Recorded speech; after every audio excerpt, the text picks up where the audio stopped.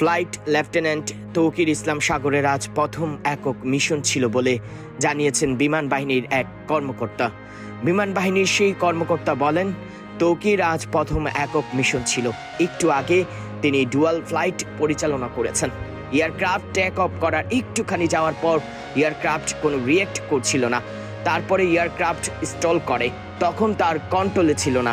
Mobile tower থেকে তাকে eject করতে বলা হচ্ছিল, কিন্তু এত লোয়ার ফ্লাইং হচ্ছিল যে ওই সময় ইজেক্ট করা আসলেই কোনো সম্ভব ছিল না। তিনি চেষ্টা করছিলেন যে অন্যভাবে কিছু করা যায় কিনা, কিন্তু দুর্ভাগ্য। তিনি আরও বলেন, ফ্লাইটটি দিয়াবাড়ির ফাঁকা স্থানে ফেলতে চেয়েছিলেন তৌকির ইসলাম। এজন্য বেশ কিছু সময় ধরেও চেষ্টা চালাচ্ছিলেন, কিন্তু শেষ পর্যন্ত পারেননি। জেটটি বাউন্স করে মাইলস্টোন এলাকায় গিয়ে আছড়ে পড়ে। সশস্ত্র বাহিনীর ওই সদস্য বলেন, শুরুতে তৌকির বেঁচে ছিলেন, তার পালস পাওয়া গিয়েছিল, কিন্তু এখন তিনি আর নেই।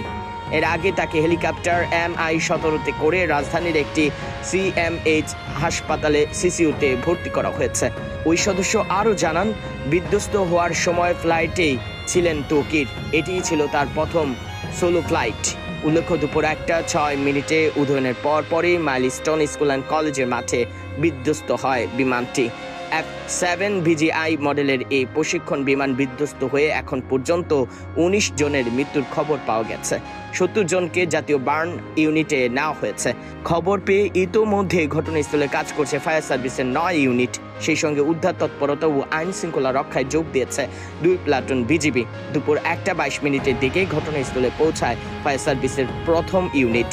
বর্তমানে উত্তরা, টঙ্গী, পল্লবী, কুর্মিটলা, মিরপুর ও পূর্বাচল ফায়ার স্টেশনের 9টি ইউনিট কাজ করছে।